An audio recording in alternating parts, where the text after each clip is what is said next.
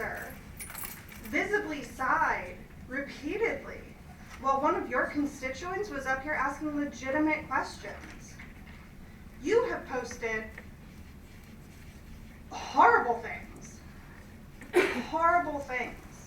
and the rest of you have remained silent.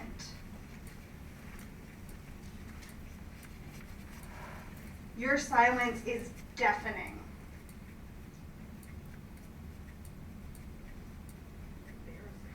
It's embarrassing. It's embarrassing. All of you guys are embarrassed, and your conduct, silence is complicitness. Amen. You could have handled this a lot better than you have so far. This is not a forum for political discussion. This is not a political discussion. Yes, it is. And if you No, want to it's get in not. touch with me, I'm always available. We all want to get in touch and with you, I've sir. been available to the press. Excuse me? We've read your comments in the press. We watched your interviews in the press. We are not satisfied with that. Your constituents are upset. Your constituents include people in the LGBTQ community. You have Black Americans. You have Muslim Americans. Residents don't feel safe if they feel like there is somebody who is a bigot in charge of them, making decisions that affect their livelihood or their safety. I'm gonna vary from this for 1 minute, because when you talk about Muslim Americans and Black Americans, let me tell you a couple of facts, and then I'm going to end it on that, because this is not a political forum. This is not a political conversation, and I don't know why you keep insisting it is. Because it is. It's not. Let me tell you, I have, or had, until he died a year ago, a brother-in-law who was a Muslim. We never called each other brother-in-law, we called each other brother, because we had that kind of a kinship. My daughter is married to a Black Kenyan.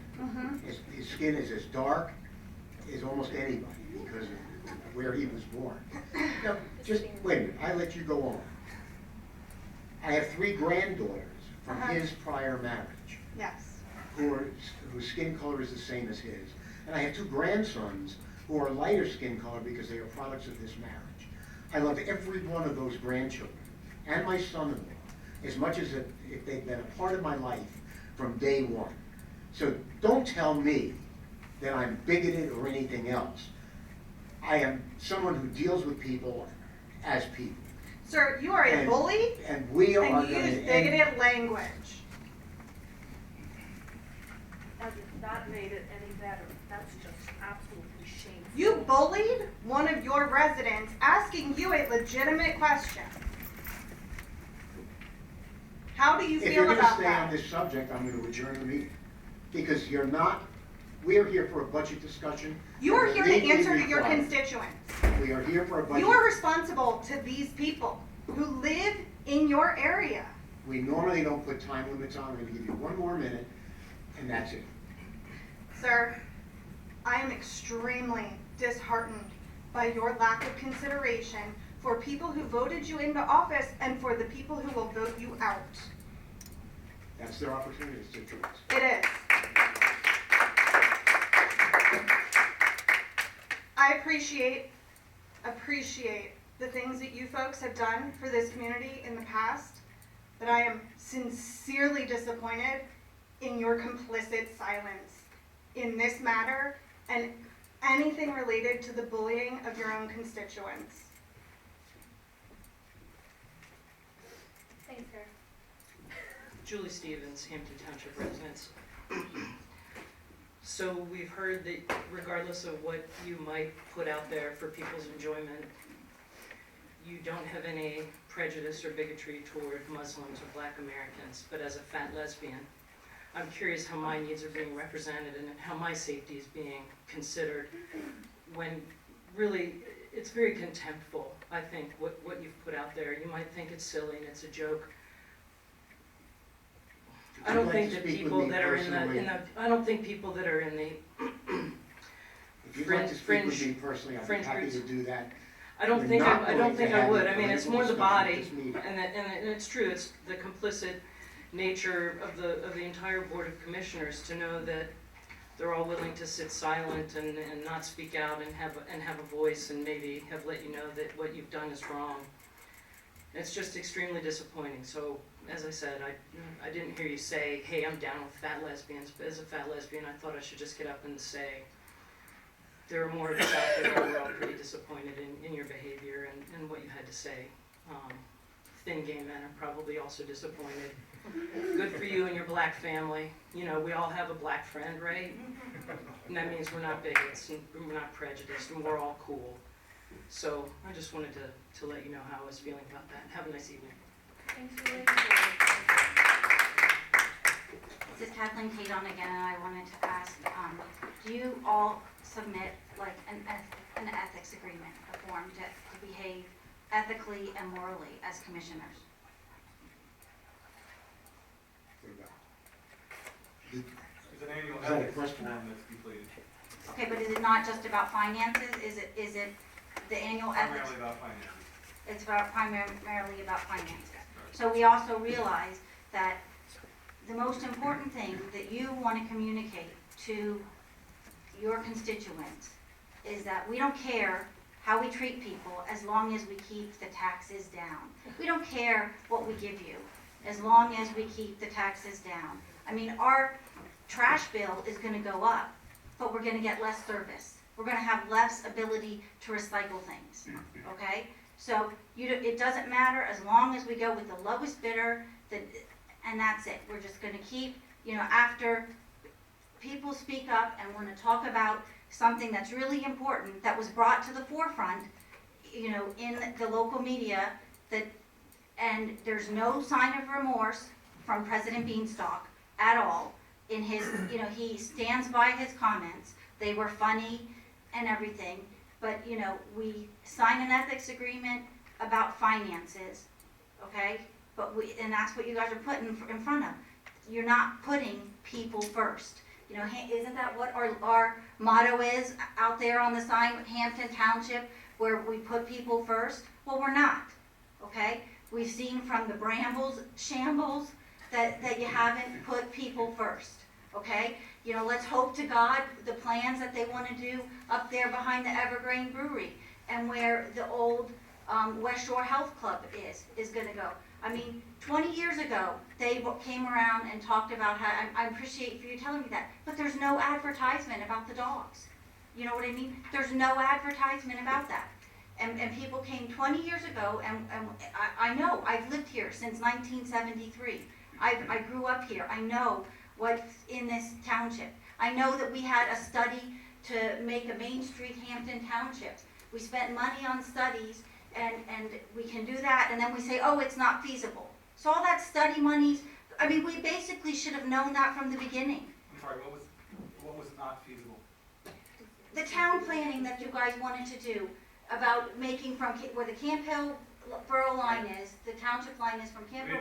We did adopt a mixed-use development district for that. But the plan to pave all the sidewalks and make it a walking district and stuff. No, it's all along, and John can speak to that, kind of closely, but the aspect, we laid the foundation for what future development along that corridor can be like.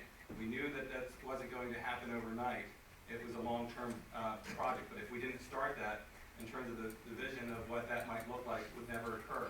So we first of all, you're right, we had a planner come in, help us along through the process. We had a citizens committee that was involved in that process, and we came out with a proposal, and ultimately we adopted it. And so it's an option right now for our businesses and residents along the Carlisle Pike and Triple Road, as well as Simpson Ferry Road in terms of the corridor to adopt.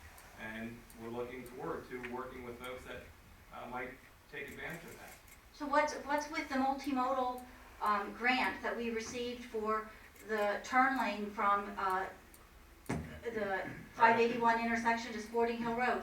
That was granted back in March or April, and I thought they were supposed to be working on that all summer long. Surprised that this is also a state-owned road that we're talking about with Carlisle Pike and Sporting Hill Road. I'm very excited about that we got the grant And Keith, if you want to talk about Certainly. the status of that, So- we're looking forward to that. So a project of that scope is not something that happens overnight.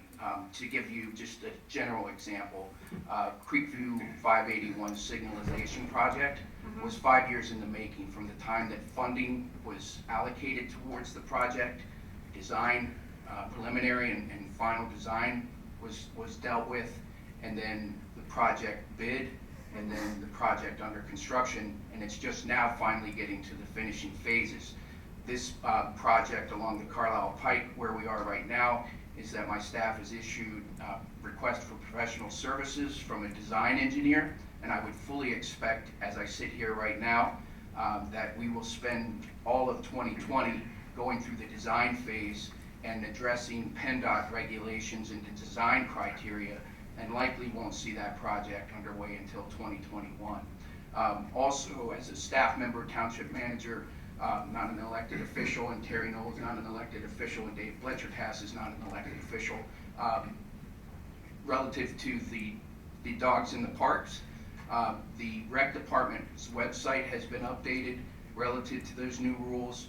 We are working to have signs placed in the park, and then the next newsletter that goes out to residents will make that aware as well. I believe we just adopted that, it's now October, so that was adopted. Probably a month ago, or September meeting, or? right, yeah.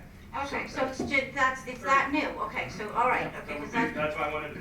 Okay, well, yeah, and so, because the minutes for that meeting aren't even out yet, because we haven't had the October meeting They haven't Correct. been to adopted. be approved, They haven't so been it's a adopted. whole month lag until township people have any information. Yes. That's why we should live stream. When we build that new building, even before, we should start setting up here, live streaming. Everybody has an iPhone, it's really simple. Does Hampton Township have a Facebook page? You know, you could do it that way. You could do, I mean, they even put the closed captions in for you now. You don't have to worry about that, about the accessibility. Because we obviously don't care about accessibility here at these podiums, because a person in a wheelchair wouldn't be able to sit at, speak at the microphone.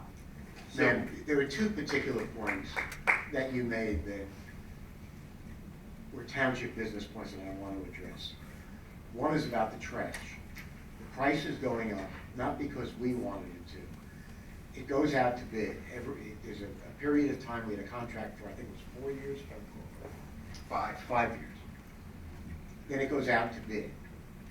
There were only 2 bidders. Part of the reason for that is that the trash and recyclables are worked together. Internationally, recycling is very different today than it was even a year ago. The Chinese, which has been the country where a lot of those recyclable materials have gone, they've now refused to take them. Cities like San Francisco, which is at the forefront of recycling, has had to cut back on theirs as well. The cost has gone up because those recyclable materials, or what used to be, are now going to go into landfills. And if they're separated, the way we've been doing it, the trash hauler is basically going to have to put them in landfills as well. But because of all that turmoil internationally on recyclables in particular, there were some bidders who just chose not to bid. And the only 2 who did bid, we gave it to the lowest bidder, because we need to have the job done. The other point I want to raise is about the brambles. This has been a subject that came up over the course of a few months. There were certain people in this audience who kept insisting that we had the ability, as commissioners, to deny that developer the ability to build on that property. As our solicitor very articulately mentioned at the meeting, it met all the ordinances and all the laws of Pennsylvania, and as such, we had no ability to deny that developer a right to develop that property. What we did was add some conditions, one of which was to require PennDOT approval. They insisted that because they were not directly accessing from their site a state road, they didn't need to do that. We still put that on as a condition on the plan, I haven't heard whether PennDOT has even looked at it yet, but nothing gets built until that happens, and they remain with their actual design to be consistent with township ordinances. We have no choice. I mean, I don't understand why you have to approve conditionally. Why don't they do the work first and then you approve? I mean, you know what I mean? I don't understand, you know, if someone's gonna paint your house, do you pay them all the money up front? No. We're under different rules, but you can explain a little bit. It's a state, PennDOT is a state organization. They deal with their approval process.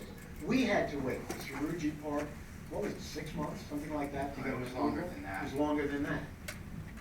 Where we couldn't do a thing. And yet we owned the property, we were developing it in accordance with something very legitimate, and had to wait for PennDOT approval before we could open it. We lost most Well, of the we have a site. big state, so there's a lot that PennDOT, I understand. Exactly. Yes, I understand that. But my point is that I don't understand that with, like, you know, this conditional approval. Can't we put in within our ordinances of Hampden Township for developers, all conditions need to be met prior to approval? It seems pretty simple to change that language. So in consulting with the township solicitor on that matter, he indicated that third-party agency reviews such as PennDOT or DEP when it comes to stormwater management is not an acceptable approach to delay a developer's proposed project. Ultimately, if you can imagine, with the condition that PennDOT approve the use of, in this case, Crossgate Drive, they will have the final say in the design and any type of modification that the developer would have to make. So the Board of Commissioners' direct involvement in delaying of the plan conditionally being approved without PennDOT having signed off on it doesn't matter at this point. They are, again, the ones who will dictate the improvements, if any are required, or the developer's requirements. But, yes, but I'm, like I said, I think that we could change in our ordinances that we require all, you know, things, if it's something you need to have, there's a traffic study done already, okay, they had that. Then they have PennDOT, and then they have the stormwater waiver, but they have a substitute. So what is the substitute solution for the stormwater? My Public Works Director isn't here this evening. He's my subject matter expert on stormwater management. But my understanding is, given the type of geology for this particular site, that they were not going to recommend the county or DEP groundwater recharge in this particular case, and instead they refer to water quality offsets, which make sure that any stormwater that is on the site or discharged from the site is treated to a higher level. That's my layman's understanding, and I hope I'm correct. I don't understand what that treated to a higher level means. So I'm trying to explain things, but I'll be honest with you, land development, zoning, and stormwater concepts are a very complicated process and not something that an average citizen grasps overnight. No disrespect, I'm just saying there's a lot that goes into land development review and approvals and consideration of approvals, including zoning ordinances, land development ordinances, traffic improvements, stormwater management. But generally, and I'm speaking as a layman on stormwater, what they would be doing is ensuring that there's an area on the site where the stormwater is treated to a better level to try and reduce nitrogen and phosphorus discharge into the watershed. We have to meet, the bottom line is, the township's required to meet the requirements of the MS4, and there's different ways to do it. And the one that we have is written down in the ordinance is not always the best way to do it. So sometimes we have to waive what's in the ordinance and replace it with a different approach. But we never let a project go through without stormwater management that meets the requirements of DEP and EPA. And everything has to be approved, not just by the township, but by the other agencies. So there's no waiver of the requirement. There might be a waiver of a particular way to do the requirement, but not the requirement. I have a question for me. when somebody has a condition approval, isn't that a condition that's not required in the ordinance for something that we request that they agree to? Right. So what happens, and it's sort of a technical. Can you speak into the microphone, because I can't hear you? I'm sorry. And I have to say that Kathleen and I have conversations on Nextdoor from time to time, and Well, I I just appreciate did it. the past few days, because I just discovered it. And I appreciate it.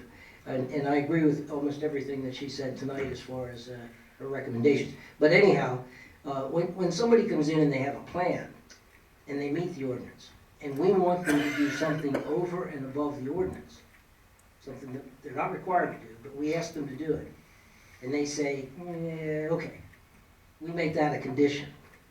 So that's a condition that we add to the basic requirements of the plan. So that's why it shows up as a condition. It's not something that, like, you have to have the street this wide, or you have to have the driveways here or there.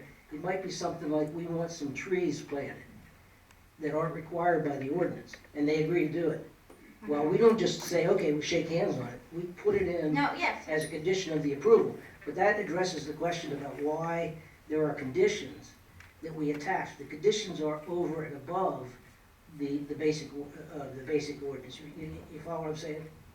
well, I It's do, over and above. but that's part of your job, to make sure that you add those conditions for the safety and But that- well-being right. of all residents. Right, but that's why they show up. You say, why don't the conditions all have to be done ahead of time? Well, everything has to be done that the plan says, but the conditions are added on to the basic ordinance requirements. So they're add-ons, and that's why we list them as part of the approval process. I just wanted you to get that part.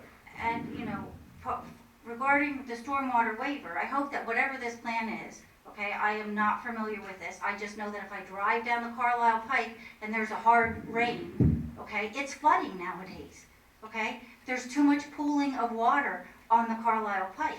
So you can condescend to me all you would like, Mr. Metz, that I am, a citizen and I'm not knowledgeable, okay? And as a woman, to talk to me like that here in this forum is horrible.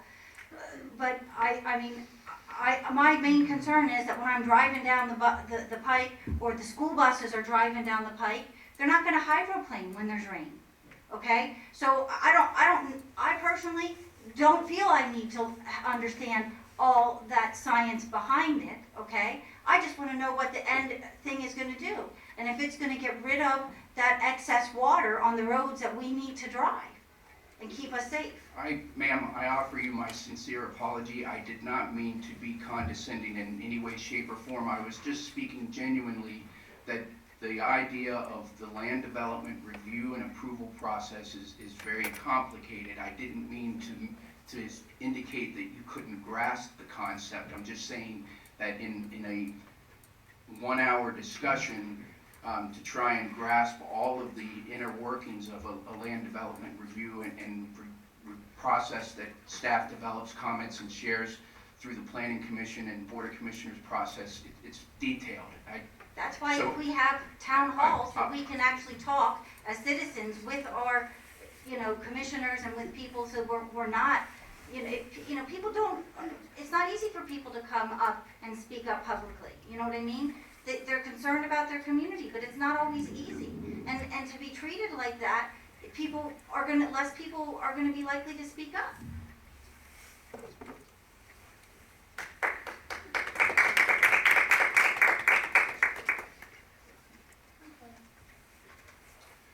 So my remarks, my presence here, I'm Sean Quinlan, I'm from Camp Hill, and my presence here is for one reason. Mr. Beanstalk, I hoped that these remarks weren't true when I saw them, and then I was shocked to see that it was you and that you confirmed it. And my beautiful friend Julie just stood forward and she referred to herself as a fat lesbian. And the thing that's missing from what I've seen in the press and even tonight is these limericks. This one is research of significance.